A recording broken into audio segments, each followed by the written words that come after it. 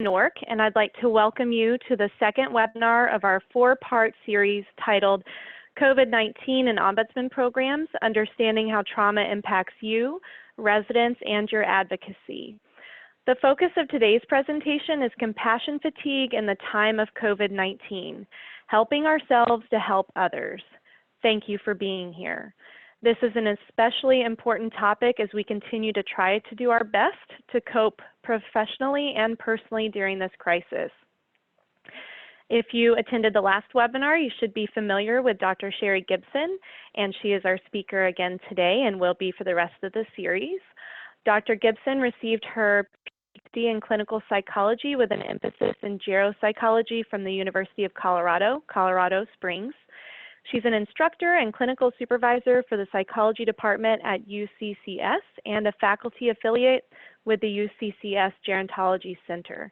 She's been recognized for her trainings on person-centered care and trauma-informed care practices with older adults among professional programs like APS, Area Agencies on Aging, long-term care facilities, and community outreach veteran services. We're very lucky to have her here with us today. Next slide, Katie. As I'm sure you've noticed, all attendees are muted. You may ask questions by using the chat feature or Q&A feature on your screen. When you have a question, feel free to write it down at any time during the webinar, and we'll address them after Dr. Gibson's presentation. Both options are at the bottom of your screen. If you just scroll your mouse down, a bar should pop up, and you can enter your questions in the Q&A or the chat box. The webinar recording and materials will be posted on our website, and we will send a link to all the registrants once those are available. Next slide.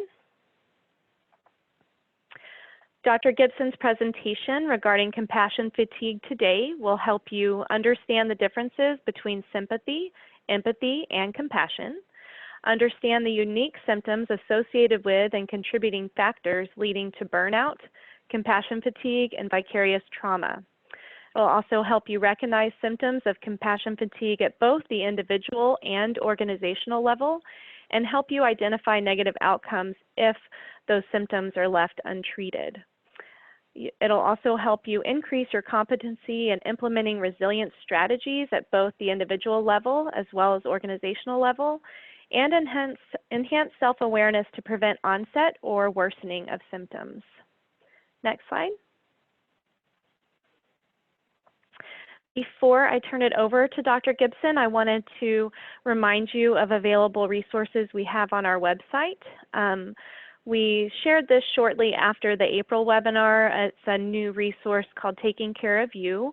You'll find information about compassion fatigue, burnout, individual trauma, and trauma-informed care, as well as some typical reactions to stress and some self-care tips to help you deal with those reactions to stress, and some program management considerations. So if you are a manager of a local ombudsman program or a state ombudsman, I'd encourage you to look at those program management considerations to help you support both your paid representatives and your volunteer representatives during this time.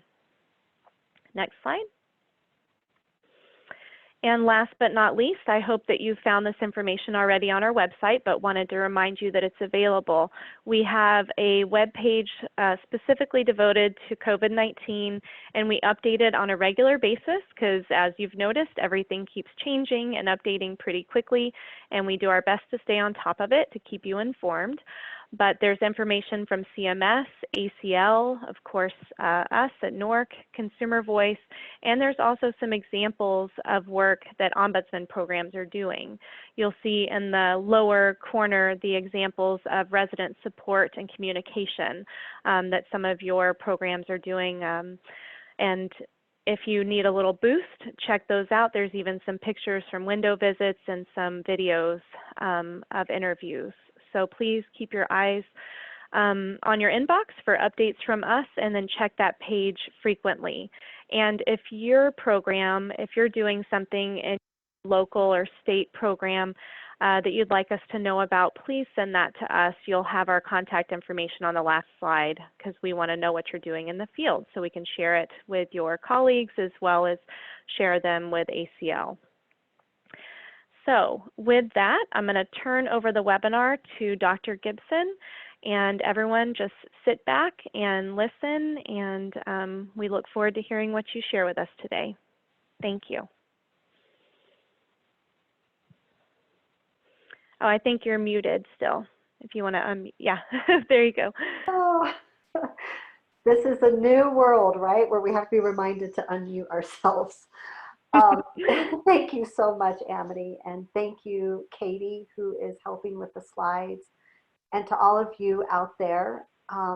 It's nice to be back again this month after having a month to process what I learned from our last webinar, and also hearing more of your voices throughout this past month to help continue to inform our training for you so that it's the best that it can be. So with that, before we launch in, I'd like for us to all take a few collective deep breaths together. I want you to be able to really use this time as your own time, that this truly is an hour and a half of self-care, which seems probably like a guilty pleasure at this point, considering the chaotic time that we're living in. But this is why we are coming together today. And so wherever you are right now and whatever you're doing, I'd like for you to just sit back in your chair, grounding your feet, and doing a quick scan of your body and just noticing wherever you're holding some tension. And taking a deep breath through your nose and out your mouth. Again, a deep breath through your nose and out your mouth. And returning to your normal breath, letting yourself fully start to relax into your current position, wherever you are, wherever you're sitting. And I'd encourage you or invite you to turn off your phone at this time, or maybe turn it over onto your desk or put it on the ground, whatever you need to do to not be distracted by the incoming calls or messages if you're able to, so that you can truly focus on this training that is really designed to help you be the best that you can be at your jobs, which is incredibly important. So with that, Katie, why don't we go ahead and change the slide? So I've included a hummingbird at the top of this slide. For those of you who attended the first training, we used the parable of the hummingbird to describe doing everything that we can do, as little as it may be, towards a really big problem. So I welcome all of you hummingbirds to this webinar. And I just want to start out by saying that our work is incredibly demanding from a technical perspective. That means that we have to have technical accuracy in what we do, whether that's scheduling times for phone calls, for Zoom meetings. We have very complex logistics involved in our overall functioning. We have to be mindful or keep track of very complicated calendars and our documentation, which is technically demanding of us. But our work also places an extra demand on our humanity. Our minds, our hearts, our spirits are unavoidably challenged by the fact that we face death and human grief, particularly in a time of COVID. And so there's this perfect recipe that is occurring right now for many of you and many of us, that is this kind of tripod, if you will, of isolation, death, anxiety, and grief. And those things can certainly lead to our deterioration, both personally and professionally.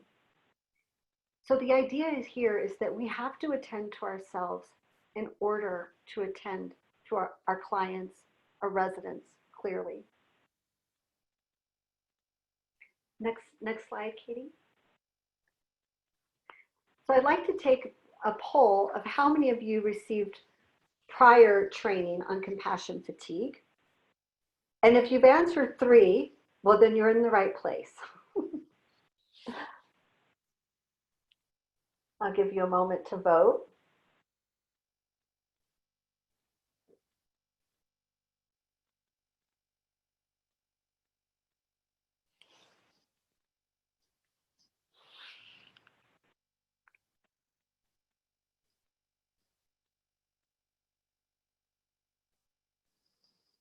Okay, so almost split in half, a little bit more of you have not had formal training, but a good percentage of you have.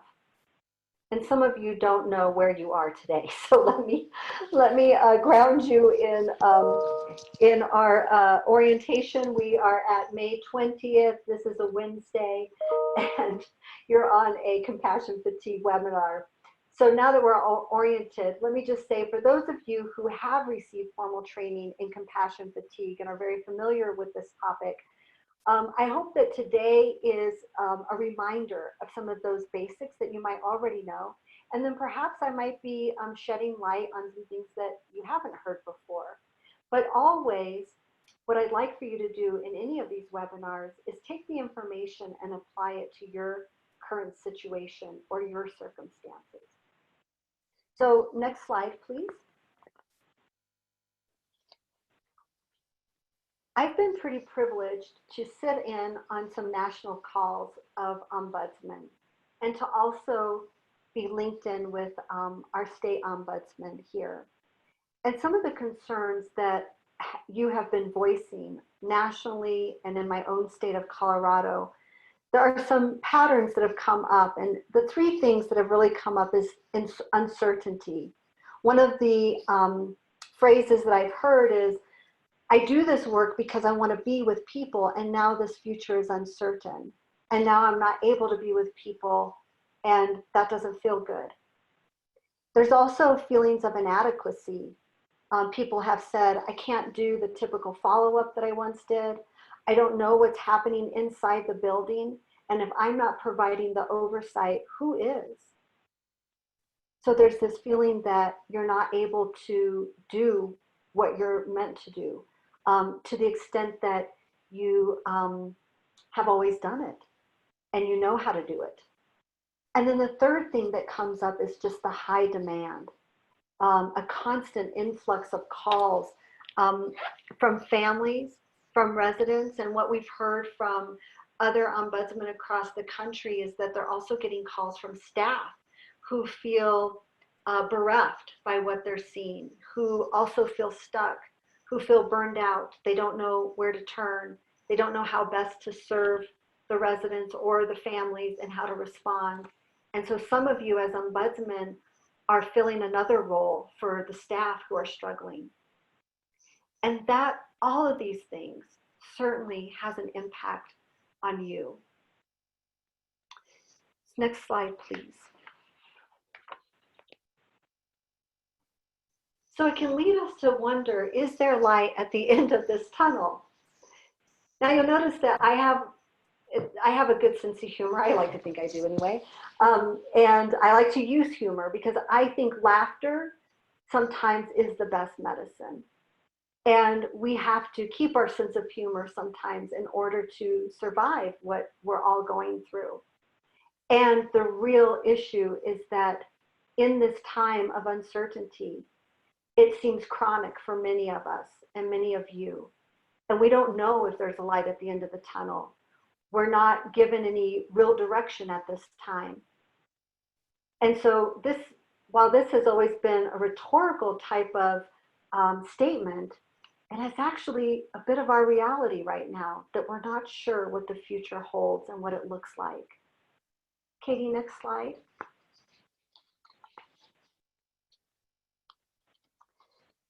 I'd like to show you a video It was produced some years ago by Brene Brown, who is a researcher and now has been kind of worldwide known for her work in vulnerability. She did this wonderful talk on the TED stage about empathy and sympathy, and it was put to an animation. Many of you may have seen it, and for those of you who haven't, I hope you enjoy it, but I think it really does adequately sum up what is the difference between empathy and sympathy. So if you could play that for us now, Katie, I appreciate it.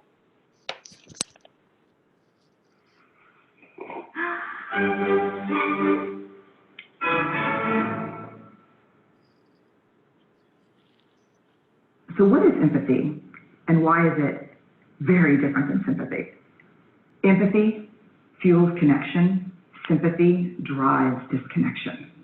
Empathy, it's very interesting. Teresa Wiseman is a nursing scholar who studied professions, very diverse professions where empathy is relevant, and came up with 4 qualities of empathy.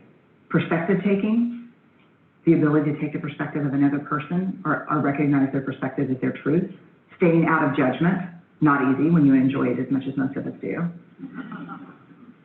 Recognizing emotion in other people and then communicating that. Empathy is feeling with people. And to me, I always think of empathy as this kind of sacred space when someone's kind of in a deep hole and they shout out from the bottom and they say, I'm stuck, it's dark, I'm overwhelmed. And then we look and we say, hey, you climb down. I know what it's like down here, and you're not alone. Sympathy is, ooh, it's bad, no, you want a sandwich? Empathy is a choice, and it's a vulnerable choice, because in order to connect with you, I have to connect with something in myself that knows that feeling. Rarely, if ever, does an empathic response begin with at least. And we do it all the time, because you know what? Someone just shared something with us that's incredibly painful, and we're trying to silver lining it. I don't think that's a verb, but I'm using it as one. We're trying to put the silver lining around it. So I had a miscarriage. Oh, at least you know you can get pregnant. I think my marriage is falling apart. At least you have a marriage. John's getting kicked out of school. At least Sarah is an A student. But one of the things we do sometimes in the face of very difficult conversations is we try to make things better. If I share something with you that's very difficult, I'd rather you say, I don't even know what to say right now, I'm just so glad you told me. Because the truth is, rarely can a response make something better. What makes something better is connection.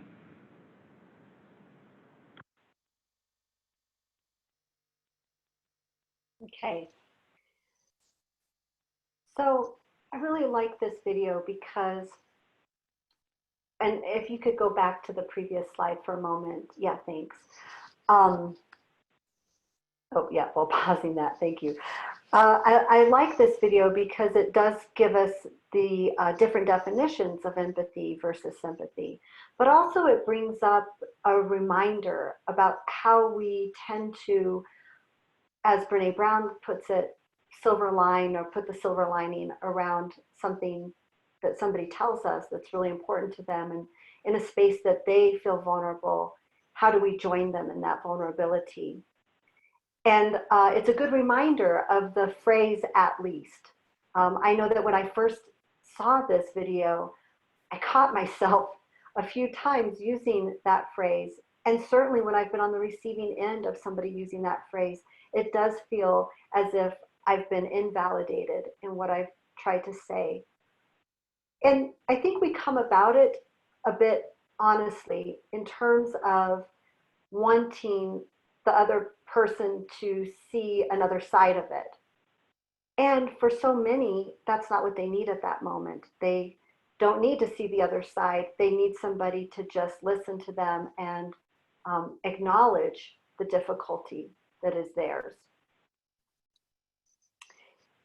So when we think about empathy and sympathy, the other thing we need to ask ourselves is this whole caring for others. Why do we do it? I mean, after all, there must be something about this that we enjoy. And it's interesting because in evolutionary psychology, we know that people are not created, designed, or evolutionarily wired to be solitary beings. We're made to work with others. We're made to cooperate and care for each other. And we do that at different levels, according to our relationships and actually according to our level of interpersonal skill and our interpersonal development. Go ahead and change the slide now, Katie. So how do we help others in these times of uncertainty? I want to give you a little bit of language here because one of the things that I've heard from Ombudsman over the past month is, I'm not sure how, people saying, I'm not sure how to respond. I don't know what to say to people during this uncertain time. And so a few things, I just want to give you a couple of tools to just keep in your toolbox. One is that we have to normalize the anxiety right now, letting people know that it's very appropriate to feel anxious during this time. Because it's not as if the anxiety is not real or the reasons behind the anxiety is not real. People are not dreaming this stuff up. If you turn on the television for 10 minutes, you can feel your blood pressure rising and your breath quickening just around the uncertainty. So the anxiety is real, the times are real. So letting people know that it is appropriate to feel that way. And then you want to shift the conversation to focusing on coping. These are some questions that I ask of my clients. One, what would be most helpful to you right now in this moment? And two, what are the things that are in your control right now? During this time of uncertainty, it does feel like we're out of control and that things that are out of our control are being kind of forced upon us, whether that's in our professional lives in terms of regulations and the guidelines that we have to follow or the mandates that we have to follow, that you all have to follow. And also personally thinking about those of you who are homeschooling, that must feel like it's out of your control, and yet you have to take control of that situation. So asking people, what are the things that you do have control over right now? And then also focusing on what is certain for that person. And through that, what can people feel gratitude around? So during times of uncertainty, I will just frame the question, what are you most certain of right now? And it may be the very basic thing. I'm certain that I am safe and healthy. I'm certain that my family loves me. I'm certain that my kids are home. Getting people grounded in what they are certain of takes them out of the spiral of uncertainty and brings them back into what they do know. And then also asking, what are the areas in your life around which you do have gratitude? I've been doing a lot of that myself with my clients in keeping gratitude journals right now in order to focus, putting the mind in places that are known to them and where they can feel some gratitude. That's not silver lining it, as Brene Brown would say, but it is shifting the way that we're thinking about things that can be quite catastrophic right now. Our thinking can go to those catastrophic places, also for good reason. And we have to focus our attention on other things as well, on the things that are working. So those are some language, some statements that might be useful to you. And I will say, in addition to that, that I want you to think about all of the tools that I'm giving you throughout this series, but certainly today. When you think about these tools or these interventions as spaghetti, you throw it at the wall and you see what sticks. Some of what I say will stick for you and some of it won't. And some of the things that you try with your residents will stick and some of it won't. But this will just give you a little more to chew on and things that you can use, I hope. So now that we know what empathy and sympathy are, what is compassion and how is that very different? You see two figures here on your screen, Gandhi and Mother Teresa. It's really tough in how we think about compassion because empathy and compassion, we often don't think of them, or we often do think of them as being the same thing, synonymous one another. And actually, they're different. So I know I can't ask you in person, and I wish I could, but I'm going to show you how compassion is different from empathy and sympathy. Next slide. Compassion is an emotional response when we perceive suffering that involves an authentic desire to help. So as Brene Brown pointed out, empathy means that we feel you, I feel what you're going through because you have shown me through your worldview, through your words, through your description, and because I've been here with you, I can empathize with what's happening. Compassion is really having that authentic desire to help and relieve suffering. The word itself was derived from Latin and Greek roots, patai and pathian, meaning to suffer, and the Latin root com, with. So it literally means suffering with. Next slide. The concept of compassion has been well documented throughout our human history and can be seen in various religious and spiritual texts. In Christianity, we hear of the Good Samaritan, Confucius, who is the major teacher of the Golden Rule. Judaism, the 13 attributes of compassion is talked about. And in Buddhism, loving kindness and compassion is part of the practice.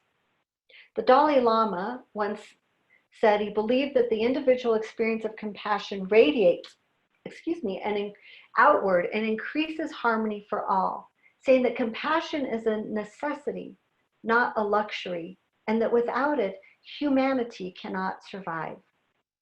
Charles Darwin also wrote in his Descent of Man and Selection in Relation to Sex that it wasn't necessarily the survival of the fittest, but survival of the kindest. Communities which included the greatest number of the most sympathetic members would flourish best and rear the greatest number of offspring. So we have an evolutionary basis for caring for one another. When we provide care to one another, we flourish and we thrive. Next slide. So simply put, compassion is this feeling of sorrow or concern for another, coupled by that authentic desire to alleviate the suffering. It really is the culmination of empathy, I feel for you, sympathy, I understand you, compassion, I want to help. Next slide. But as you all know, as do I, there is a cost to our caring. And while we may not be as actualized as Mother Teresa or the Dalai Lama, we've chosen to work in a field of extraordinary service and extraordinary difficulty. We are strangely, I might say, fulfilled by our work for the most part. And it's enormously rewarding to help redeem something good out of the suffering of other people. And so in this work that is centered on the relief of suffering, it also involves absorbing information about suffering and thus absorbing that suffering itself. We call this phenomenon either secondary victimization or vicarious trauma by concern. I'm guessing many of you have heard the term vicarious trauma. Let me give you my own personal experience to that. When I was an intern finishing my PhD at the VA Palo Alto, I worked on an inpatient psychiatry unit. I'd never been in an inpatient setting before. I'd never seen active psychosis before. And quite frankly, it scared me. Hearing people scream, hearing people having active psychosis and responding to internal hallucinations and being in such distress really stuck with me. And I noticed over time, during the first few weeks of working on that unit, I started having nightmares. I also started, I'm sorry, I muted myself on accident. I was very sensitive to my surroundings. For example, I started feeling scared walking to my car at night.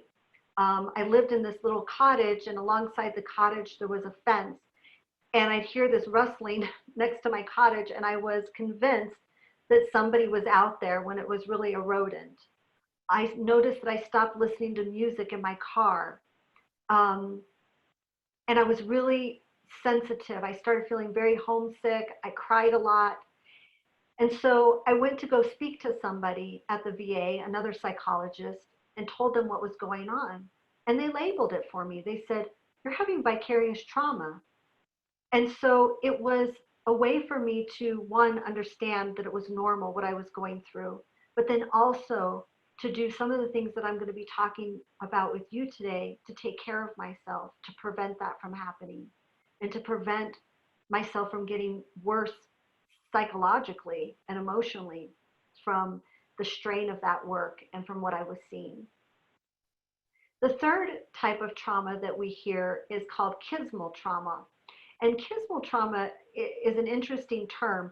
Kismal comes from biology, and it describes the intersecting of two tracks in the body.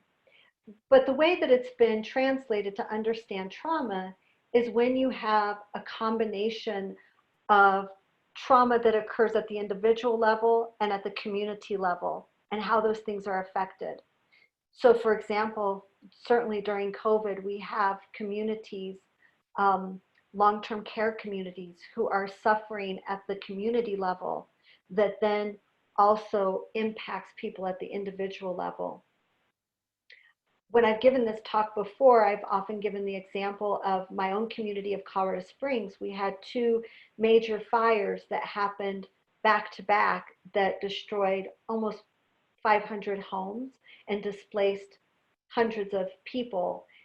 And it was during that time that I was finishing my graduate studies at the university, and I was on the, in the department working, and I noticed that people didn't know how to react to a faculty member who had lost their home in that fire. And people worked with their doors closed. It was very quiet. People didn't know what to say. And that's an example of how when something happens at a community level, it affects people individually and they have a reaction to that trauma as well. Next slide. A little bit of background about compassion fatigue is that it was initially termed by some folks in the early 1990s. So it's not been around a long time, but there's been a good chunk of research that's been done since then. And there's been a model that's been used to describe how symptoms develop over time for us in multiple care settings and across multiple persons in different types of roles. Next slide. I just want to show you the model because I think it's really important for us to map on what we might be experiencing in ourselves or what we're seeing in other people, to just know where are the important areas in which we can intervene on our own behalf or on the behalf of others. So what you have here, you'll see the top, the farthest geometrical shapes, those shapes on the left-hand side. At the very top is exposure to suffering. So the person has some exposure to other people's suffering. Number two, if you follow the arrows, is a concern, a natural concern for the the people you're serving. And then number 3 is your own empathic ability, the ability to have empathy for those people. All of those 3 combined lead to an empathic response where you are sitting with the suffering, you may be problem solving around it. And 2 very important things happen at this point. On the very top, you see a box labeled detachment. And at the very bottom, you see a box labeled sense of satisfaction. These 2 areas are critical for us because we may be in the suffering and we're in the middle of it and we're working out fine. But where it goes wrong for some of us is that we become too attached to the people we're serving or the situations that we're involved in. All of you know probably a lot about yourselves that you have to find a way to detach from the work and from the suffering.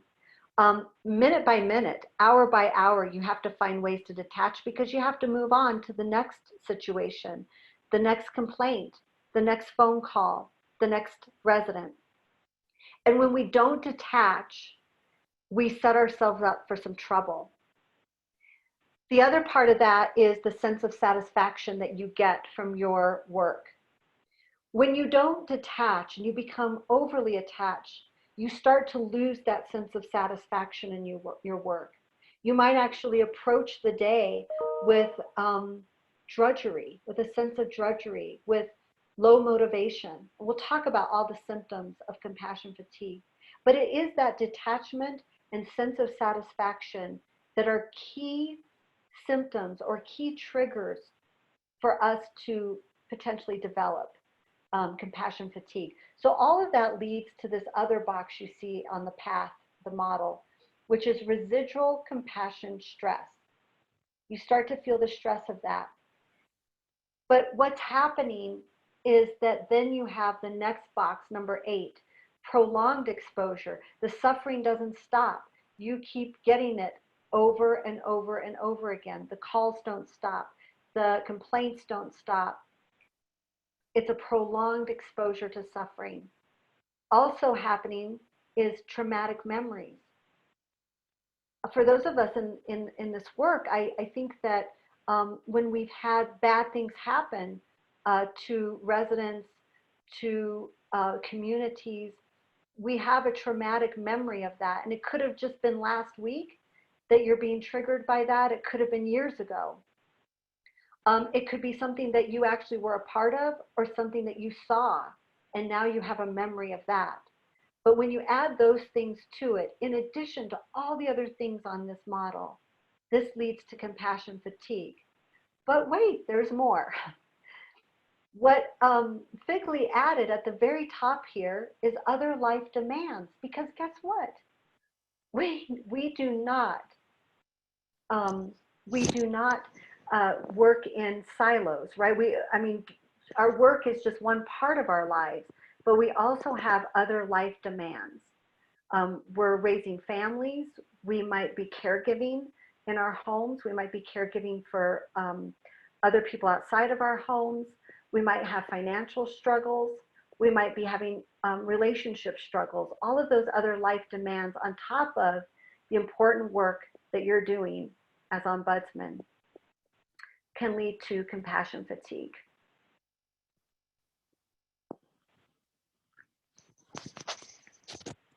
So to understand this, we have to unpack what are the factors that contribute to that. Several external factors is our work environment and the work setting. The work environment entails or encompasses the societal support that we get from our work. That may be public policy, the regulations under which you have to work, social acceptance and activism is part of that societal support. The other part is your actual work setting, the physical environment, and that couldn't be more true than right now, where most of you are displaced from your offices and are working from home. You can see my physical environment behind me right now, which is shelves and shelves of books. And I'm fortunate to have an extra room that I can sit in. And for some of you, you might be sharing a home with other family members who are also working from home, or children who are studying in the other room or playing.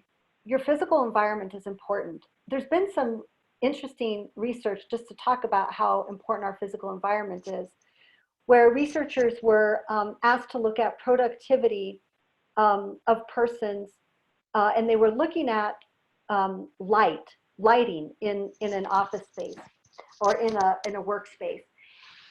And what they found was that it wasn't so much about the actual lighting itself and productivity, but it was more about a person's control over their physical environment. If people have the control to turn the lights or dim the lights or have lights on or off, as well as their temperature control, if people had the control to adjust their temperature, that resulted in higher productivity than those who didn't have control over their physical environment, particularly lighting and temperature. So your physical environment is really, really critical. Also part of your work setting is your employer's values, the culture of your work and of your work setting, the job tasks, the guidelines that you have to follow, and certainly your management and your colleagues. Next slide.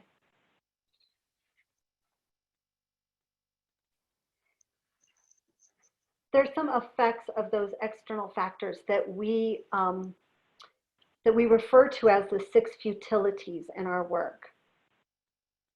And these are things that are that actually threaten our ability to be empathic and compassionate. So let's take a look at what these things are that take their toll and erode us in this work. One is our perception of the suffering, what we tell ourselves about the suffering of others, the narrative that we create around suffering. The other is certainly patient, or I'm saying patient demands here because I've given this webinar to many audiences, but in your case, it would be resident demands. It may also be the demands of the facility staff. You're often caught in a place between those two, and so the demands that you're getting on both ends can make the work seem futile.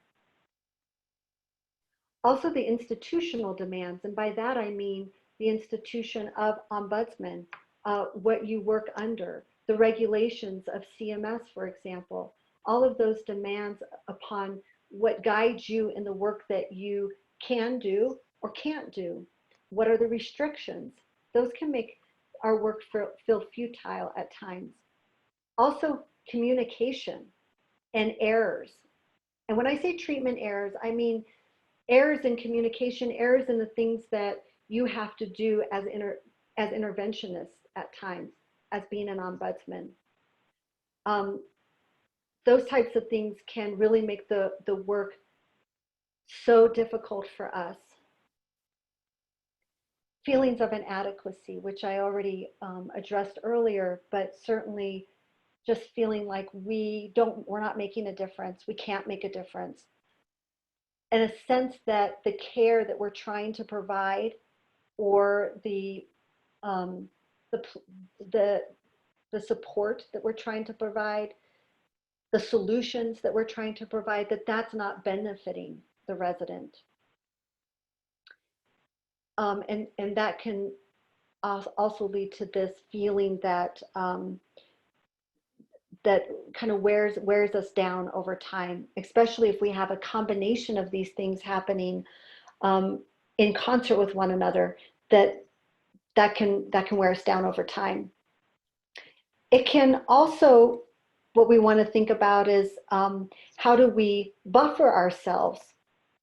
And so some of these, while they seem like futilities, they're also indicators about ways that we can buffer ourselves from stress and fatigue. And we'll talk a lot about how we do that a little bit later on. Next slide.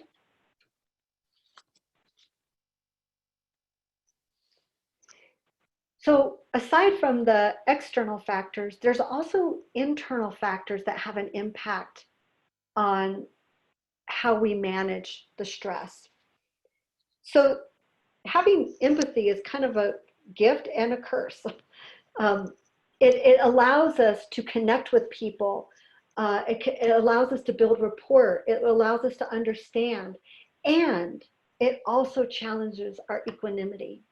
It challenges everything that we think about in terms of how we make sense of suffering, for example. And part of those internal factors is our personal history and our personality. So what our temperament is, how do we individually, how do we respond to stress? How do we respond to anxiety? What are our triggers? I'll talk more about this a little bit later. Also part of that is our own family and social history. How did our families resolve conflict? Because if we understand our family of origin and how they resolved conflict or how they communicated under times of stress, it also informs us of our way of being in times of stress or with conflict. Our personal boundaries with people. So where do you end and where does the resident begin? Where do you end and where does your work begin? Knowing what those personal boundaries are, it's very important so that we don't become over attached and are unable to detach from the work. Also, unresolved personal trauma. If you have personal trauma in your history, that's okay. You can still do this work. It's when it's unresolved that it can have an impact on the work that you do and have an impact on how you cope with the work that you're doing. This last thing is what we call overgeneralization. So thinking that others' experiences are similar to our own. Believing that, well, I'll just give you an example. My grandfather had, he had depression, but he managed. He got through it. He didn't need treatment. He didn't need anybody. He just, he just kept gardening. He did his thing. So I think just, if you just get yourself attached to something, you'll be okay. So we take one thing that we know and we make overgeneralizations about what is common for everybody. That's a slippery slope. When we do that, we're not person-centered, and it's a shortcut that can have really bad consequences. Okay, next slide. Another internal factor is what we call pathological altruism. So this is a combination of just having an excess of empathy that you can't self-regulate. If you find yourself talking with a client or a resident and they're telling you a story and you start crying or you get very angry as they are, not being able to self-regulate in that moment, being more focused on maybe relieving your own discomfort than somebody else, that's an example of pathological altruism. I'll give you a funny example though from my own history, my own family. My mom lives in the small town where I grew up, which is about 2 hours from here in this little town nestled in the Collegiate Peaks. There's about 3,000 people there. There's now 2 stoplights just about a year ago. Up until then, we only had 1. My mom is a retired school teacher. She'd been teaching school for over 35 years, and she taught 3 generations of kids. So she's been known, her title in that town is the Queen of Buena Vista. If you were to send her a postcard and just address to the Queen and to Buena Vista, Colorado, it would get to my mom. But one of the things that my mom does in her retirement is she bakes. She bakes cookies, and she bakes them for everybody, for the garbage man, for the post office worker, for the people at the grocery store, for the wait staff at her favorite restaurant. Wherever she goes, she takes a plate of cookies and everybody gets cookies. Recently, my mom actually counted how many cookies she made in a month. Chocolate chip, by the way, is her favorite. And she made 496 cookies in 1 month. So this is something that I would call pathological altruism. And why? Because one day my mom called me. I said, Mom, how you doing? She goes, oh God, I'm so tired. Well, what's going on? I've got so many cookies to bake. I just don't know. I said, wait up, Mom. You know, nobody's making you do this. You're doing this on your own accord. What would it feel like to not bake cookies for a day? Well, she couldn't wrap her head around it. But eventually she took a day off, and then she felt fueled again. So my mom now, whenever she starts feeling like she's crispy because she's baked too many cookies and she's feeling burned out on the thing that she loves doing, she'll actually post on Facebook, no cookies this week, or no cookies for today. People still come to her porch to pick up a plate of cookies, even with COVID. So that's my own story. And I wish I could see your faces because I think it's a cute one, and maybe you're smiling with me. Okay, let's move on. So what happens to us when all these things come into play? Well, there's two things, burnout and compassion fatigue. These things are very different, even though some of the symptoms are very similar. So let's talk about burnout for a second. Next slide. Burnout simply is that it's a gradual erosion of our physical, mental, emotional state due to a long-term involvement in an emotionally demanding or an unfulfilling job or situation. It often looks like pure exhaustion, both physically and mentally. People feel depersonalized, meaning that they're hardened or they're numb to the work. And there's this reduced accomplishment and reduced satisfaction, something that we call achievement void. And this is the thing that does some human service workers in, rather than compassionate factors. Burnout stems from a combination of those external and internal factors that are frustrating and not fulfilling one's professional aspirations or values. I just want to make sure what the next slide is. Yeah, let's go to the next slide. Compassion fatigue, though, on the other hand, it feels similarly to burnout, but where it's different is that it emerges suddenly. It's basically an existential crisis for a person. This is the kind of thing that bubbles up so quickly, the person doesn't even really have an awareness that it's happened, and they quit their job all of a sudden, or they get out of their field all of a sudden. They quickly retire, they leave, they decide, Ombudsman, not for me, I'm gonna rent a sailboat and go around the world. Okay. It has an overarching sense of meaningless, worthlessness, and hopelessness. A sense of isolation from supporters, hypervigilance or fear, and symptoms are often very disconnected from the real cause. The person doesn't have awareness about that. Okay, some of the signs and symptoms, next slide. For the individual, I've listed them here. So I've talked a little bit about some of these things already. Nightmares, flashbacks, overreactions or avoidance of certain situations.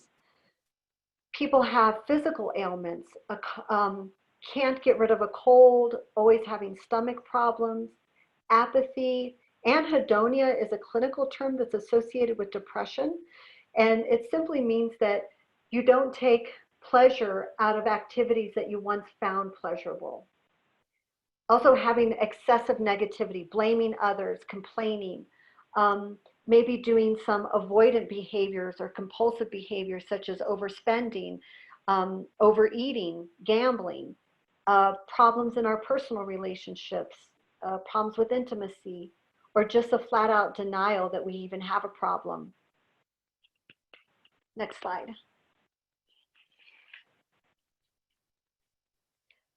For the organization, we see other types of behavior that comes up: high absenteeism or staff turnover, people having difficulty meeting deadlines or getting their assignments in on time, or even just routine tasks, unprofessional outbursts of anger or just downright aggression, instability or conflict on a team or with the relationships on a team, a desire among staff to want to break the company rules, inflexibility, excessive complaining or negativity about management, skepticism or apathy about the organization's vision or the future.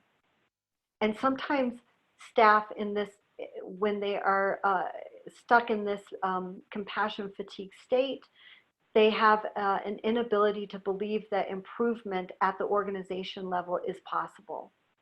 So you can see how when somebody is exhibiting those signs of compassion, stress, and fatigue and being difficult, it's important and quite amazing to offer a compassionate approach to staff and approach to our peers, to give feedback and to also help. Because oftentimes when we see these behaviors, we don't act compassionately towards each other.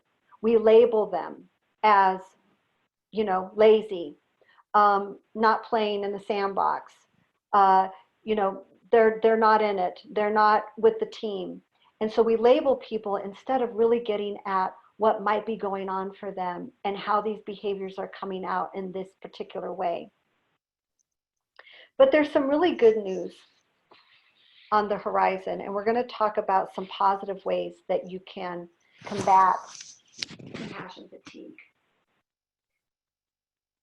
But why are we so susceptible? So that's the other interesting part. We talked about last month the sympathetic and the parasympathetic nervous system.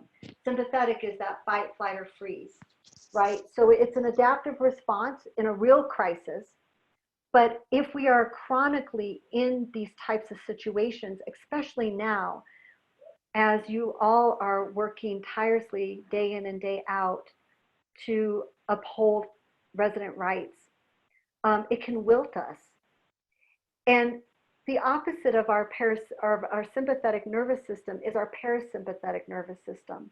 So what that is that restores basically our physiological equanimity. It helps keep you rooted. It helps you tend to yourself and thrive. So to be in those chronic situations, you have to do that, but you also have to be able to cope with it and not let yourself develop those symptoms of compassion fatigue that ultimately could lead to you getting out of your job altogether or leaving the field altogether. Next slide. This is critical in a time of COVID-19.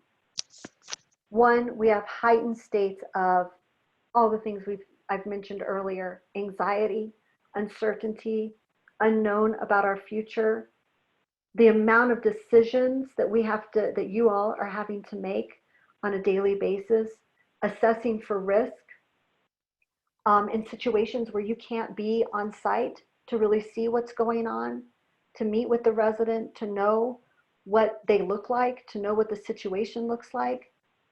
This is chronic. It's something that you're dealing with every single day. And it's that perception of having no end in sight.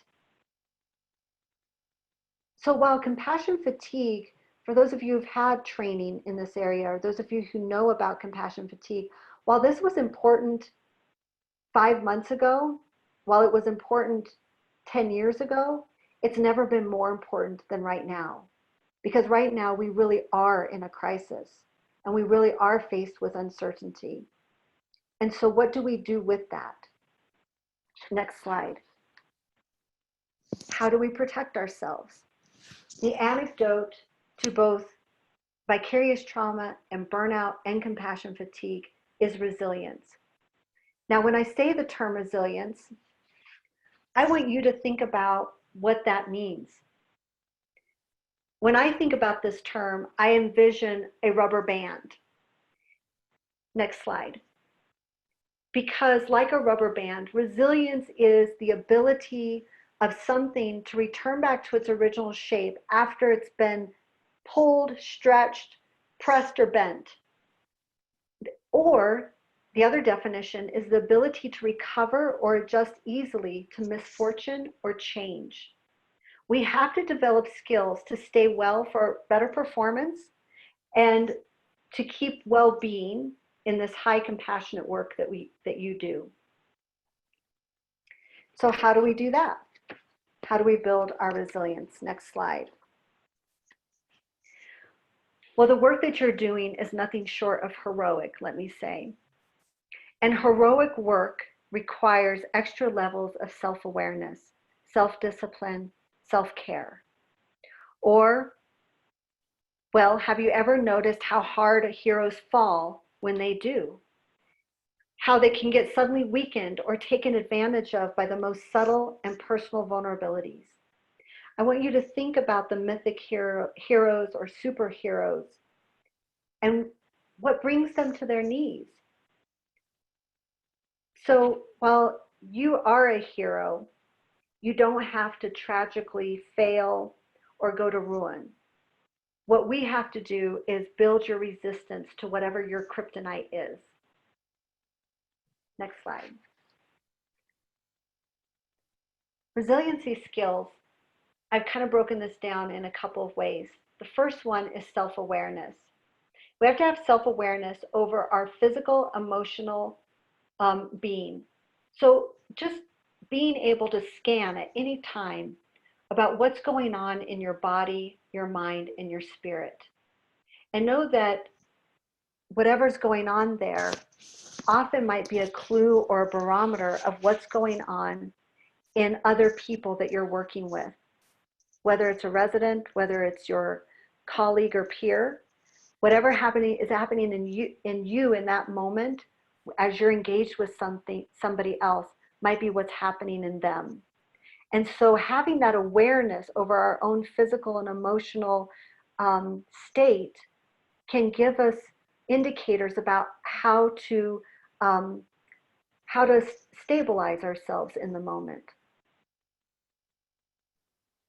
So for example, knowing how tired or alert you are or how tensed or relaxed you are, those types of things will give you awareness to be more mindful in the moment as you're working with people.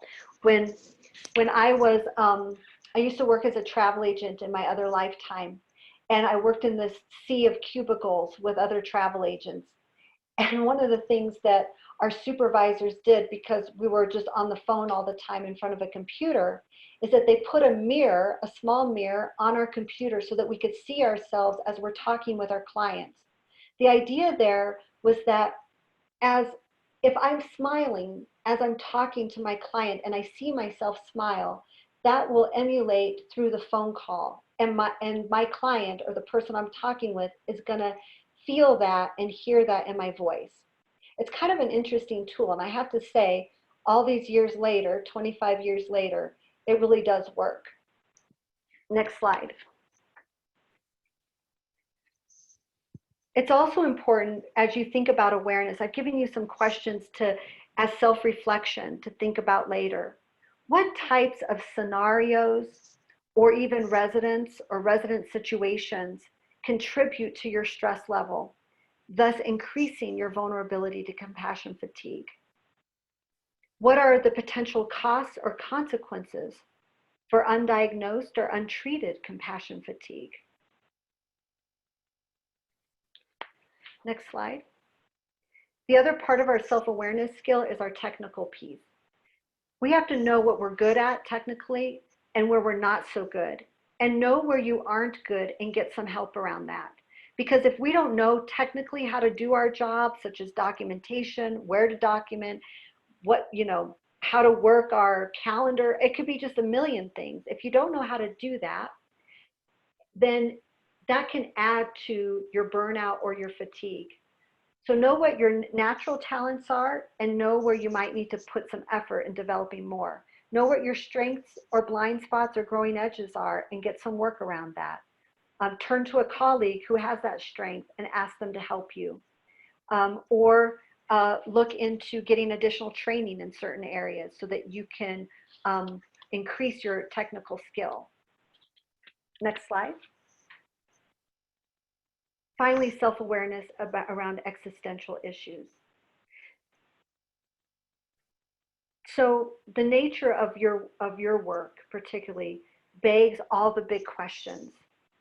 You need to spend time consciously exploring the big questions about life and death, truth and justice, good and evil, and develop a language or a coping strategy to help manage suffering, to manage horror and tragedy, and to help find meaning from that. This is all self-reflective practice that while we spend a lot of time on the technical piece, we often don't spend enough time on this piece. Next slide. The second resilient skill is self-regulation. Self-regulation is something a lot of us have not been taught in our lives, and it's not highly valued in our culture because it's not very exciting, and we love excitement. But self-regulation is very important in our work, which offers excitement overload all the time. Self-regulation is about how to use your self-awareness to have more conscious control over your perceptions, your communication, and your behavior. So one, understanding boundaries, knowing whether or not you've violated a boundary or whether a boundary has been violated on you, getting clarification around your own values of your work, and being able to pump the brakes when you feel aroused and triggered. So if you're feeling exceptionally emotional or reactive, knowing how to hit the pause button, pump the brakes, get a glass of water, take time out, and come back so that you are clearer than being reactive and possibly doing something that won't be helpful or effective. Okay, next slide. We can't say enough about self-care. And self-care takes on many forms. Obviously, eating well, exercising, and sleep, that is the trifecta of self-care. And you have to do what's right for you. So if you've only eaten carbs for the last 90 days, you don't want to go on a Whole30 diet right now. I'm just saying, don't do it. One, you probably can't afford it. I know I can't afford it. But do what is right for you and what makes sense. Setting small goals for yourself that are attainable, and making sure, sleep, I can't say enough about sleep, and we could have a whole lecture just on sleep because we have a chronic problem in our society of people not getting enough sleep, and knowing that sleep is the one restorative thing that our body does in order to bring us back into equilibrium. You also need to have fun, and you've got to have fun right now, like your life does depend on it, because it does. You've got to get shallow, simple, and silly. And what I mean by that is doing things that are not work related, that you're not reading journals or not reading books, other, handouts. Yes, there's a time for that, but you also have to have time to just let yourself be childlike, whatever that is. And it's different for everybody. I mean, if we were in a room together, we'd be talking about what everybody else does to get some humor in their lives, to be silly. Tap into that. The other thing is talking with somebody. Talking is the one thing that is really helpful. You have to get it out, but you have to do it with the right person. Next slide. Now, we're not going to have time to go through this, but and I'm going to talk about who you're going to talk to. We're going to hit that. But I do want you to take some time at some point in your day to list what is a diversion that's worked to restore you. Was it a walk? Was it time with people? Was it a yoga class? Whatever that was, because of course that's going to look differently now. And so you have to think about how to be creative around that. You want to list a thing that brings you joy. and note the last time that you did it and what gets in the way of you doing it more often. And what are your personal triggers that indicate it's time to recharge your battery? For me, when I see 3 empty wine bottles in my garbage basket at the end of the week, yeah, I kind of know that something's going on. I need to recharge my battery. I also have this thing that I call the resentometer. When I start feeling resentful about my work, about my spouse, about my family, when I start feeling resentful, I have to take a step back and look at what's going on. Next slide. All right, let's talk about talking. Talking is the most effective way of preventing and healing from compassion fatigue. But who you talk to is really important. That person has to meet some criteria. 1, they have to relate to you. My husband's an electrical engineer, and he can't relate to me on some of the deep emotional things that I deal with in my work. So it may not be your spouse. That person can be present, has to be present without interfering in your process. They can't one-up you or switch to their story. Have you ever been with somebody where you say, man, I had the worst day. You won't believe what happened. I was working with this person, and then that person interjects and says, oh man, you think you had it bad. Let me tell you about my day. And then all of a sudden it's about their story. Yeah, that's not the kind of person you need to talk to right now. That person also needs to understand and honor your confidentiality, because the things that you need to talk about is highly sensitive stuff, but you do need to talk. And you can talk about it while keeping confidentiality on your side. You have to make sure that the person you're talking to will honor that as well. Also, from the organizational perspective, utilizing your employee assistance program benefits. So I'm assuming that Ombudsman have those benefits and that you get free counseling sessions through those benefits. If you don't know, then please ask, because that may be part of your benefit package. And if it is, I strongly suggest using it. I've had to use it myself, and it's incredibly important and it's very helpful. Next slide. I want to show you a quick video, and then we'll talk about it.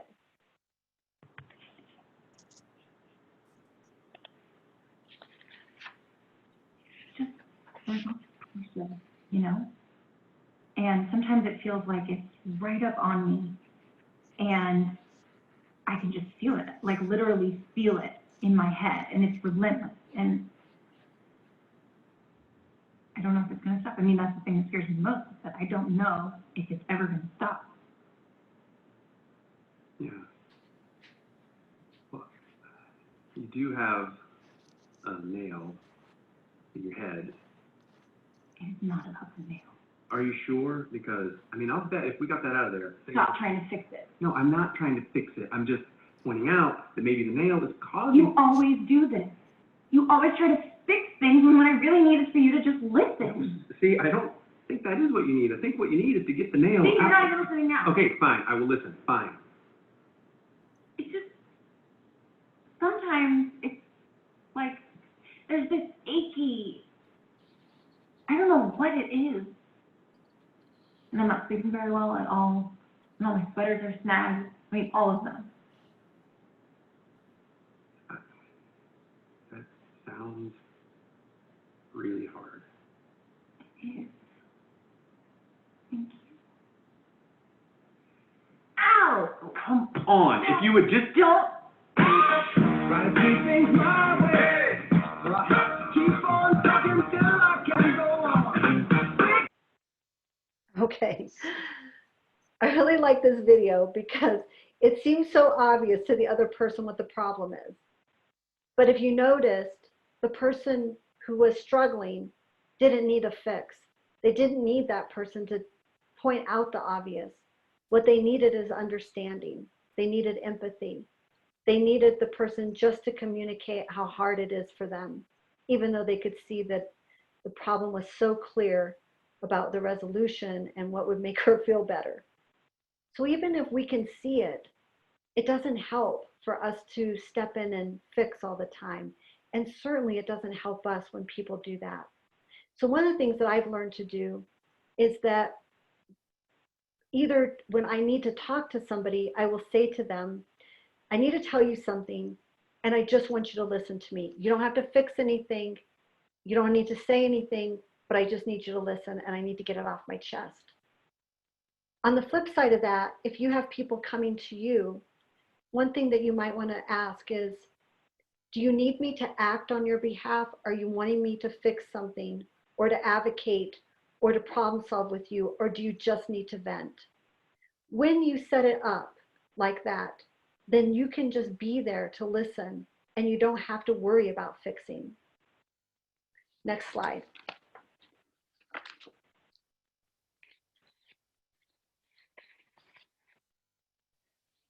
Here's some other things that you need to ask yourself. Ask yourself if you are still committed to your agency's missions and values and cultures.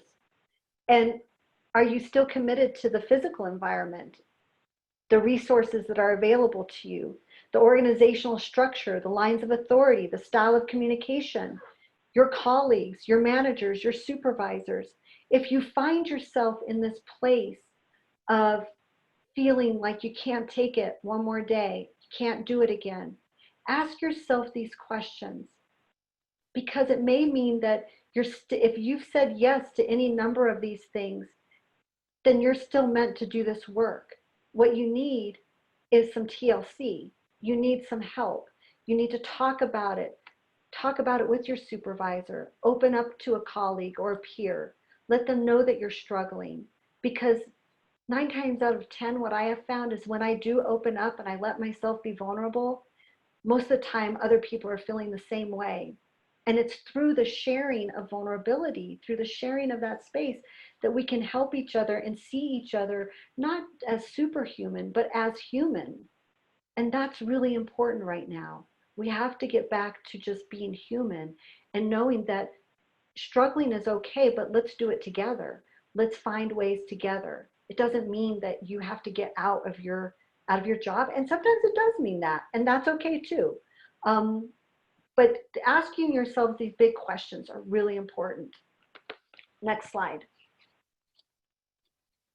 Okay. I want to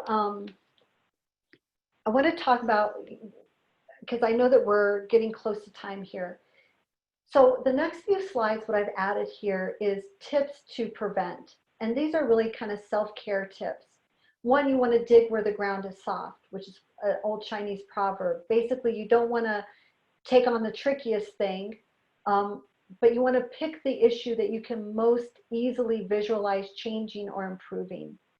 I've given an example here, making a commitment to go for a walk during your lunch hour versus getting rid of a difficult supervisor. Don't go for the big thing. Take the little things that you can do and go there first. Next slide. Take stock of what's on your plate. Start figuring out what is demanding on your time and your energy. Make a list. What stands out? You might want to even ask a friend to take a look at your list to see what they might be able to see where you could let go of some things. Start a self-care collection. You can do this on your team. Coming up with new ideas of, during COVID, we got to get real creative about self-care right now, because when I used to go to happy hour on Wednesday evenings, I can't do that right now. I used to play mahjong once a month with a group of ladies, and I can't do that right now. So we have to get creative about self-care. So taking up a collection is really interesting and important and can be a lot of fun for your team. Next slide. Some other things that you can do with your team, I've listed here. Checking in on every day for 5 minutes, talking about, hey, what did you all do yesterday for self-care? Keeping each other accountable to make sure that people are taking care of themselves. Creating a transition from work to home, which right now is from this room into my living room. How do I transition into home life when I'm working at home? It may be taking a walk around the block. It may be changing your clothes. Of course, maybe you haven't changed clothes for 3 days, so maybe you actually need to shower and put on a new pair of clothes. I don't know, but finding a way to transition yourself from work into home is never more important than it is now, especially since most of us are working at home. Next slide. I want to end sharing with you one of my favorite poems. It's written by a poet named Naomi Shihab Nye. It's called Kindness. It comes from a wonderful book written by Jon Kabat-Zinn. This one is called Coming to Our Senses. Jon Kabat-Zinn is kind of one of the founders of mindfulness-based stress reduction. And he's written a lot of books on mindfulness. I totally recommend you checking him out. But here's the poem that I leave with you today. Before you know what kindness really is, you must lose things. Feel the future dissolve in a moment like salt in a weakened broth. What you held in your hand, what you counted and carefully saved, all this must go so you know how desolate the landscape can be between the regions of kindness. How you ride and ride, thinking the bus will never stop. The passengers eating maize and chicken will stare out the window forever. Before you learn the tender gravity of kindness, you must travel where the Indian in a white poncho lies dead by the side of the road. You must see how this could be you, how he too was someone who journeyed through the night with plans and the simple breath that kept him alive. Before you know kindness as the deepest thing inside, you must know sorrow as the other deepest thing. You must wake up with sorrow. You must speak it till your voice catches the thread of all sorrows and you see the size of the cloth. Then it is only kindness that makes sense anymore. Only kindness that ties your shoes and sends you out into the day to mail letters and purchase bread. Only kindness that raises its head from the crowd of the world to say, it is I you have been looking for, and then goes with you everywhere, like a shadow or a friend. So I think kindness right now is key. Being kind to yourself, being kind to each other. Thank you so much for this time. I know we have a few minutes for some questions. I want to thank you again for all sharing this time with me. I've left you some references here for more information. I've also provided some handouts on how you can assess yourself for compassion fatigue and burnout. And I believe Amity is going to be posting those self-assessments for you to use. Thank you, Dr. Gibson. Excellent information and very concrete, helpful tips.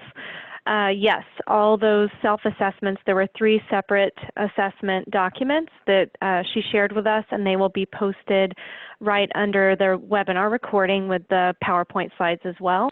And then the fact sheet that I shared earlier in the presentation also includes some links to self-assessment resources too. So please use those, and I find them to be very helpful. And frankly, your Resento-meter is a great concept as well, so thank you. Okay, so some quick questions. I think everyone took your advice and they were really listening because we had fewer questions this time than last.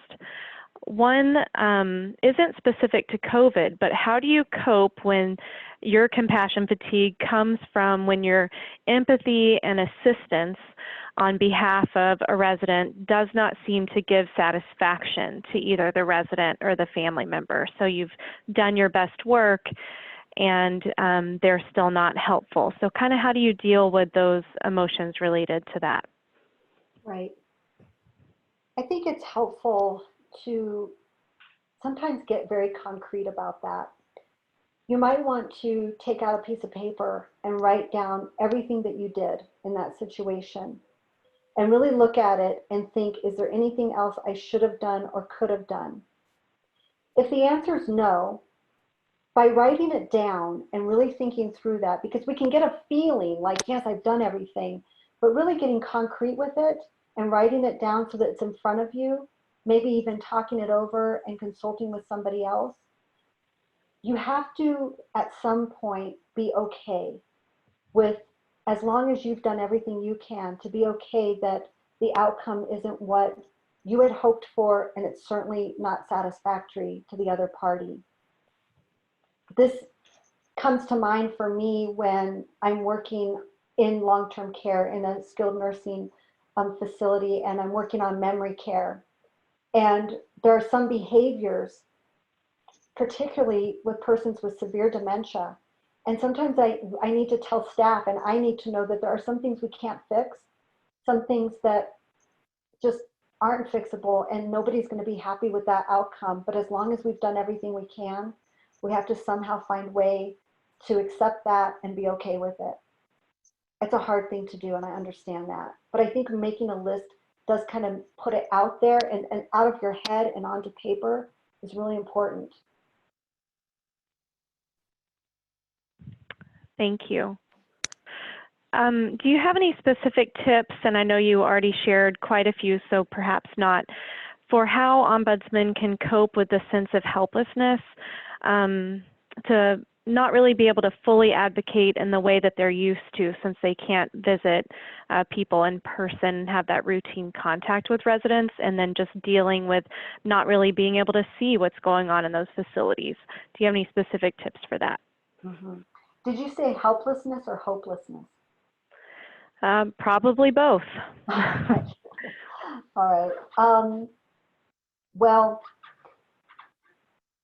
the unknown, what we can't see in front of us, is always the scariest thing, because our mind takes us to the darkest corners of what could be, might be happening.